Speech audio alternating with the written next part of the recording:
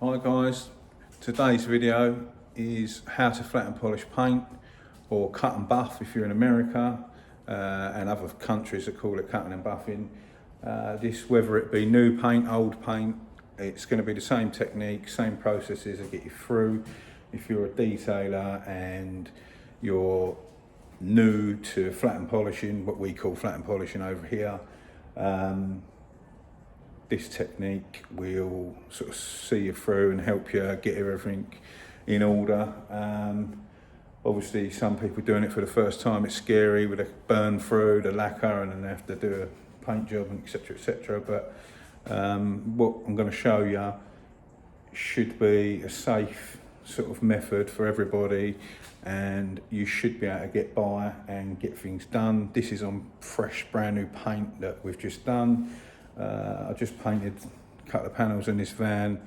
We've got the Storm Kira over here, whatever you, so there's loads of dust and crap in it today, which is not good, but we're going to show you how to flat and polish safely, the methods I use, and what we're going to help you if you're brand new, if you've done it before. Some people are afraid to sand lacquer down, especially new lacquer, but it's really not rocket science. It's quite straightforward. It's all the same. Even if you've got a 100 grand Bentley, you know, oh, I can't do that, it's a specialist lacquer. It's not. Lacquer's lacquer. It's all the same. So we're going to go through some tips and tricks and techniques, help you understand about lacquer, paintwork. It's a similar principle for 2K paint, which is direct gloss, which means the lacquer is in with the paint.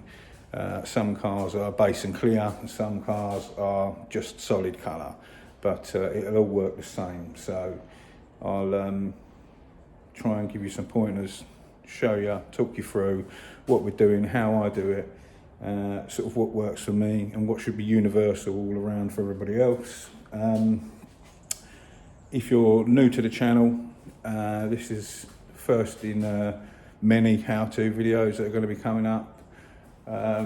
What we do is we buy damaged cars, salvage cars, repair them, fix them up, paint them, clean them, sell them. That's what we do. We sort of document some builds and stuff that we're doing, and this is my first how-to video, and we're going to have loads more to come. So whether it be about painting, lacquering, repairing, all sorts of things. This is something I'm doing today, and I thought, well, it'd be useful, get some footage, let you guys see how we flat and polish, what we do, how we go about it. I know a lot of people, I know a lot of detailers, they're petrified of sanding paint. It's not a biggie, don't worry about it. We'll walk you through it, see how you get on with it. And I'll turn the camera around, show you the bits and bobs that we're going to remove and what kind of finish we're going to aim for. Bearing in mind, orange peel on a vehicle is meant to be there on some cars have a flat paint finish. So as a painter, I'll try and replicate the orange peel of the vehicle that we're painting. So it's no good me doing a glassy, flat finish on the door when the rest of the car's got a factory orange peel. So I'm going to show you about going around that as well. So obviously if you've painted something and you still need to flat some dust and nibs out of it and stuff like that, you don't want it to be glass if the rest of it's got a factory peel. So we'll show you how to go around that and try and walk you through some of the steps. So yeah, let's get this camera turned around and crack on. Okay, right, we painted this door and blended into the wing. So let's go through some of the things you're gonna need. First things first, you're gonna need a bucket of water and a sanding block of some sort. I've got a little rubber Jura block there, but you can use anything of a similar nature. You don't have to have, I mean, some people have like a cork block, some people have like a big thick 3M block. It's a personal preference, whatever you prefer. You can use your hand as well, but nice flat surface. You should have a little flat block really. Some of the papers that I'm going to go through, now this is a bit what's the word, bit of a controversy I suppose.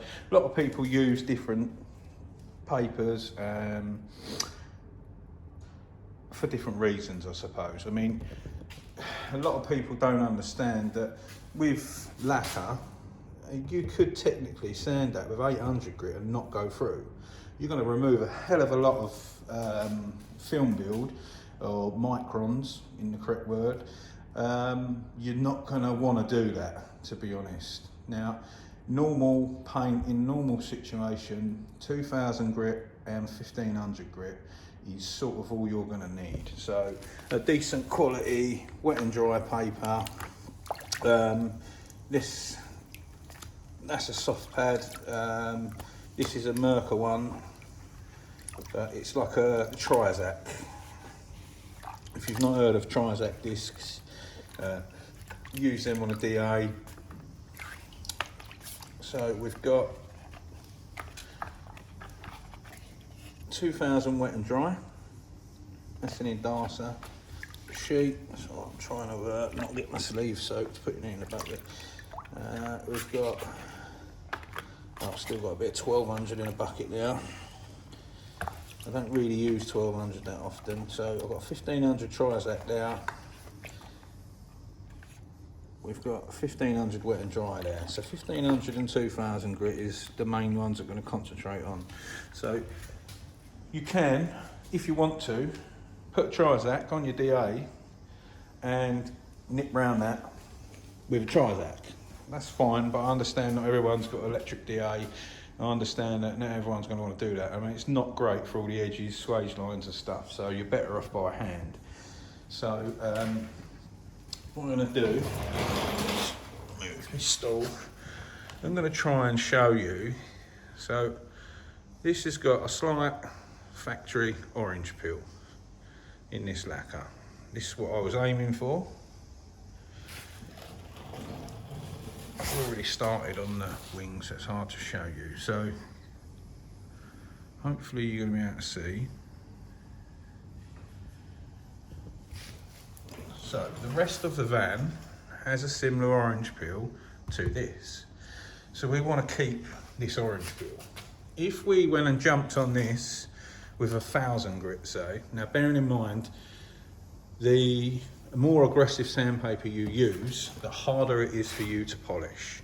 So if we jumped on this with 1000 grit and then went 1200, 15, 2000 and tried to polish, you're still going to see sanding scratches, and it's going to take you a long time to get them out. So the more scratches you put in the clear coat, the harder your job is. So if you start with a 2000 and finish with a 2000, it's going to be easier to polish. If you start with 1000 grit, you've got to up grit all of them scratches to try and remove them to polish. So it's in your best interest to choose a safer sandpaper for you. So if this was a used car and you didn't know how much clear coat was on here, I would never suggest using 1000 grit or even 1500, to be honest. Excuse me. I'd always start with something like a 2000 grit, because you don't know how thick the clear coat is you're working with. That is the biggest scare factor for most people. But in general, using 2000 grit wet and dry by hand, gently, and not going crazy on it, you shouldn't really burn through. You should be able to sand, wipe, check your progress as you're going along, and pretty much be able to do it safely without burning through. Now, this is fresh lacquer. It's had 2 coats of high solid clear. I know how much is on here. I know how much I'm allowed to sand and what I can get away with. But with a used vehicle, it's a little bit different, as you can imagine, because you don't know. You do not know what's on there. It's all well and good if you go and buy a paint thickness gauge. If you can only afford a cheap one, it's only going to tell you on a metal panel, not a plastic panel. It's only going to tell you how thick the total film build is from metal to the end.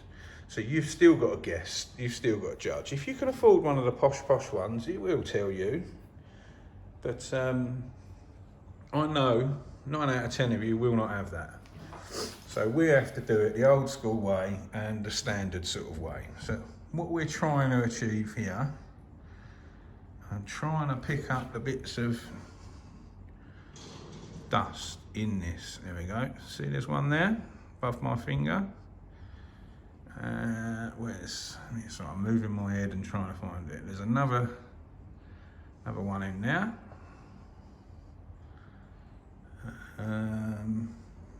Just found another couple around here. Move the camera so the light picks them up. So it's not terrible. Outside, probably look all right to be fair. But there are quite a few nibs in here. I want to go over it, and I want to flat it down and run the mop over it, and get the bits and bobs out. So I'm going to set you up on a tripod, and then I'm going to start showing you how we go about sanding and getting going. Right, hopefully you can see me and hear me. So first thing I do is I don't get my block and start, going crazy on it. The first thing I do is, one, if it's freezing cold like it is in England right now, put warm water in your bucket. Two, get my 2000 grit, make sure it's nice and wet. If it's a brand new piece of sandpaper, what I also do is leave it to soak in a bucket for a while. It makes it sort of softer and usable. So this section here, I'm gonna fold my sandpaper in half. Lots of people do it in various ways. The sheets I buy are this big. I fold them in half. Now you could cut this in half and use it if you want, but it is I find it a bit awkward. I've always used sandpaper like this. So I just put it over my fingers, and I use my thumb to hold it. I use my fingers to guide it, my thumb to hold it. It sounds daft, some people struggle holding sandpaper. So, I put my fingers on the panel. Now if you see, I don't know if you can see that on the camera there, I've got control of the paper with my thumb. So I just pinch it in between my hands. Sounds daft, but I've seen so many people pick sandpaper and then, they have a right old mare trying to hold it and manage a bit of sandpaper. So, in your fingers, I just put my thumb over it. I've got control of it, and I can guide it with my fingers and just pinch it with my thumb. Nice, simple, easy way of holding it. So, I am putting hardly no pressure. I'm doing very light, circular sort of motions, and I always try and keep the paper wet and keep it moving really gently. Now the first sort of step for me is to lightly sand, and then I'll dry off and check. And I'll show you what you can see when you check. You'll see the orange peel and stuff like that. And use your hands. Hands are the best tool.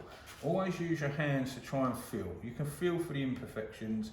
You can feel the dust and the bits and bobs in it. So once your hand is wet and you can run it across the panel and you can feel, I can't feel any sticking out nibs in there. It feels smooth to me. It's nice. So I haven't put any pressure. I've just a light little go. If you ever hear anything, like I just heard a bit of crap in that, stop immediately. Give your paper a bit of a wash in the bucket. I have a damp, soft cloth in my block bucket as well.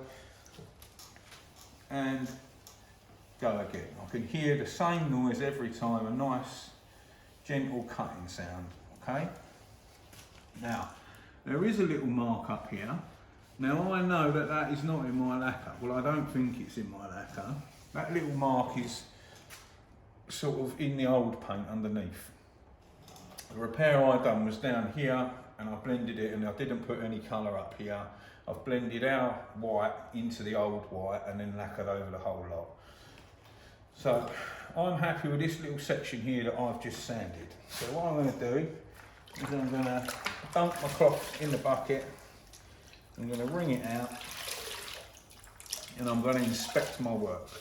That's the most important part. Always check. Never ever just carry on and on and on. So what will happen, I'll show you quickly. When you're sanding paint that's got lacquer on, you'll get like a milky white water residue coming off of it. It's very difficult to see on obviously a white car. but you will see it. Imagine this was a red van. If it had lacquer on it, you'd still see a milky white residue. Now that is you cutting back the clear coat. Now if this was a red van and we were sanding it and you see a red residue, well, that would mean that we're dealing with straight 2K paint, direct gloss. You're sanding the colour's coming off in the water. So then you'll know instantly what it is. The hardest colour vehicle to find out and work out whether it's clear coat you're sanding or paint you're sanding is obviously white, because the residue that comes off of the lacquer is white. So the liquid you'll see coming off will go white. But on another section here, I'll show you, and I'll try and pick it up on a camera and show you that you can see the white residue. So I'm taking my cloth that I've run out. I'm just going to wipe down the area. Now, obviously, it's still soaking wet, so you sort of have to wait for that to dry.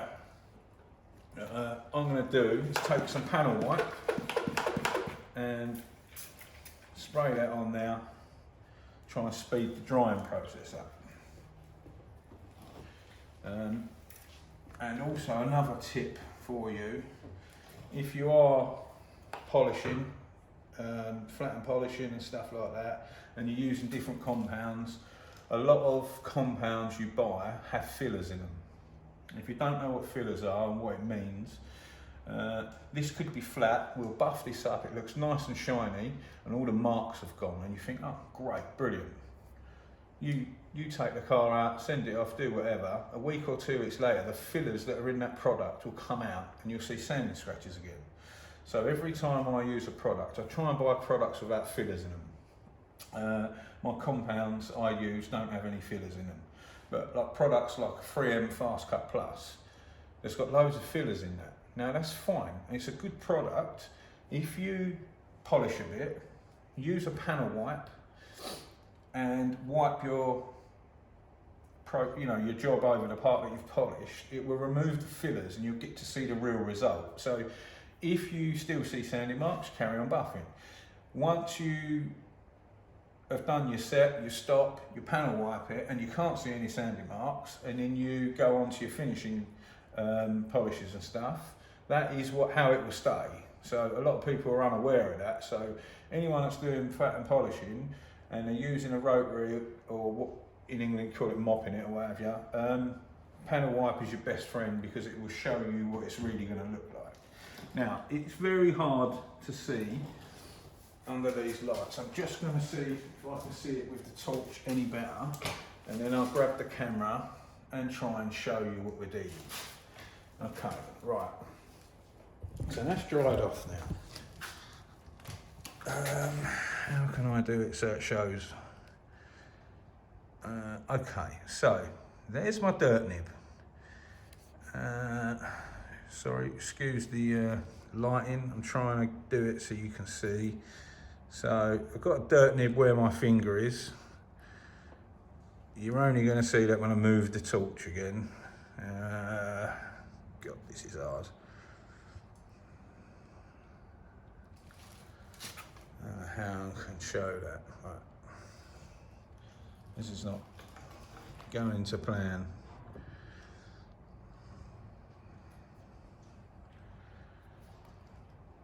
Right. There's a right old one here.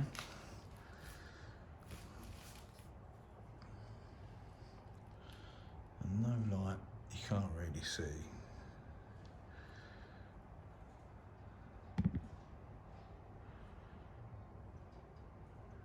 Okay, there it is.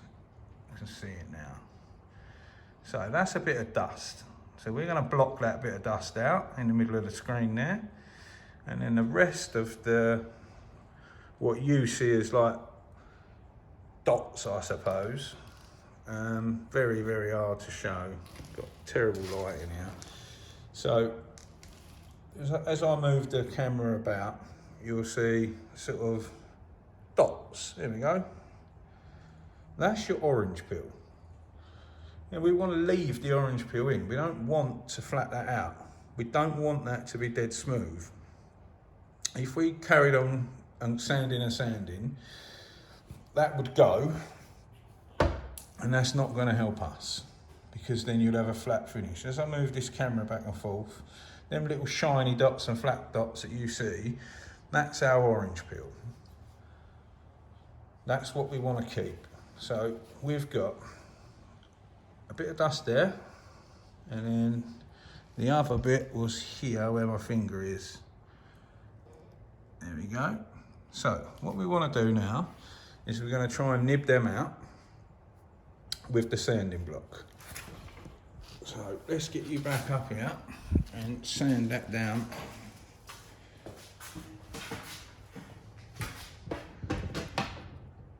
Okay, right.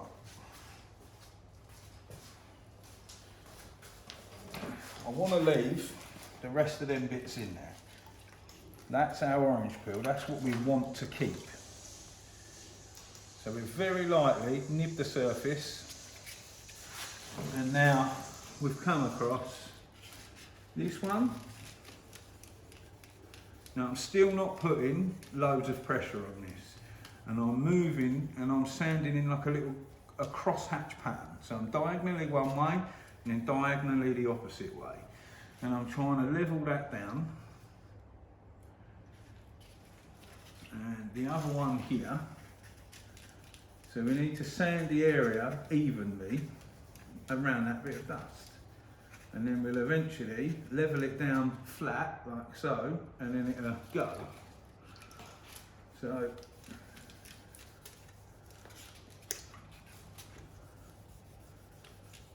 I'm not putting pressure on, I'm just literally letting the block do the work. I'm just guiding it, and I'm gently trying to level the area down. And then I'm going to check my work. I'm not going to carry on sanding. This is where you can risk going through. If you continuously on the same area all the time, I'm just using the other side of the block with no paper on, just to sort of squeegee the water out of the way. I'm going to dunk me cloth back in the bucket and wring it off. I do it every time because if you've got dust or something on this, you don't want to wipe it across your new paint and scratch it. So I'll try and wring that off.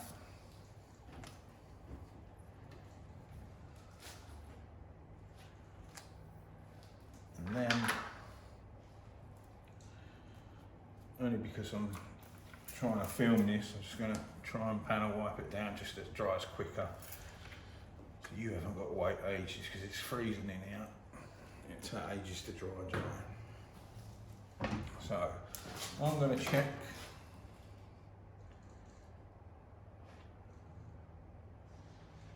that one's gone. That one's gone already. I have just found another one over here. So I'm going to get my sandpaper back in my block. And I'm going to nib this one out.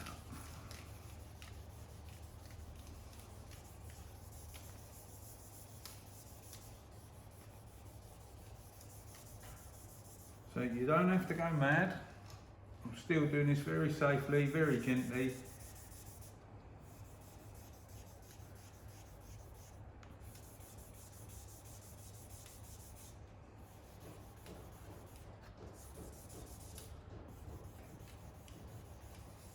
Now some people will be like DIY painters, there'll be new painters, they'll be learning how to paint, and you may well have a hell of a lot of orange peel.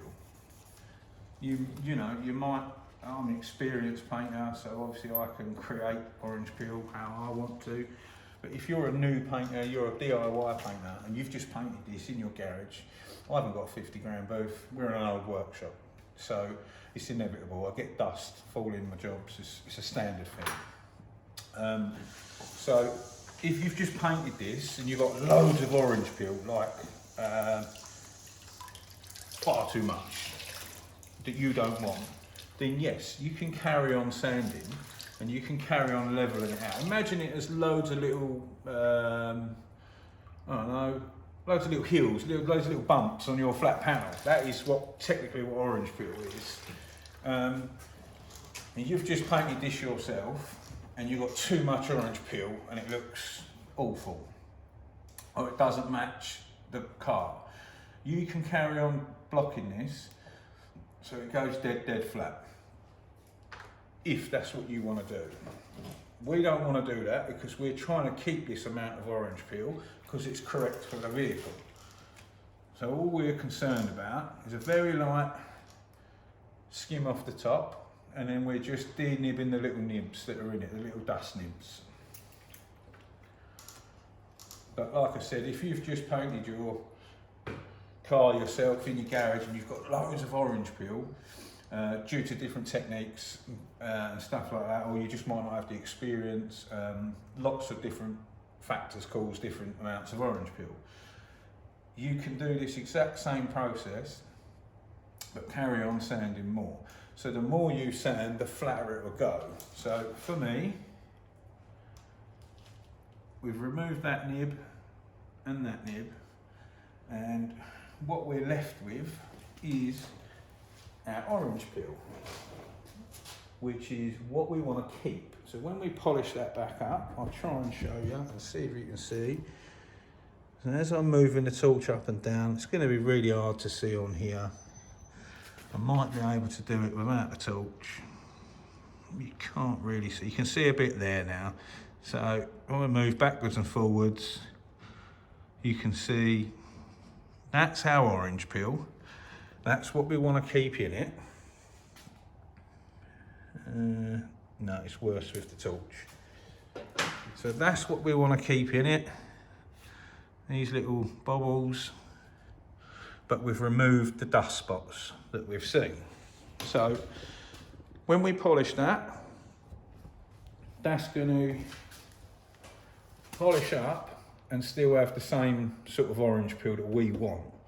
If we keep sanding that, so it's dead flat, that'll be just like a bit of glass. That's fine if that's what you want, but we need to keep the same orange peel to replicate the rest of the vehicle. So that is done, that bit for us. So I'm going to move along and then carry on, repeat the same process to get them little bits of nibs out. Right, we'll leave that for part one. In part two, what we'll do is we'll show polishing this up and the end results of this, but we'll also get a scrap panel and I'll show you how to flat that so it's dead flat like a bit of glass, to show you the different techniques. And I'll also on the scrap panel show you how much we could sand down before we burn through. So I'm going to cut through on purpose on a scrap panel that I've got. So what I'll do is we'll make a video of how to get it like glass, and also show you how strong a sandpaper grit we can use before we actually break through the lacquer, just for demonstration purposes. So we'll wrap that up here. I didn't realise the video was that long. So we'll make a second part on this, show you the polishing and what we're aiming for and the finished result there. And then we'll also get another panel that I've got, and we'll show you how to achieve a glass finish by flat and polishing. And we'll also show you how strong a sandpaper we can use and go from there. So thanks for watching. If you haven't subscribed, hit the subscribe button and share the videos about if this is helpful. There'll be plenty more things like this coming up on the channel, and we'll try and go into it in a real point of view that you'll understand, rather than presuming you all know what's what. So we'll try and go through the steps as to why you do this and why you don't do this. So hopefully it'll be a bit more easier for people to understand all the terms and stuff. So yeah, thanks for watching. I'll see you on the next one.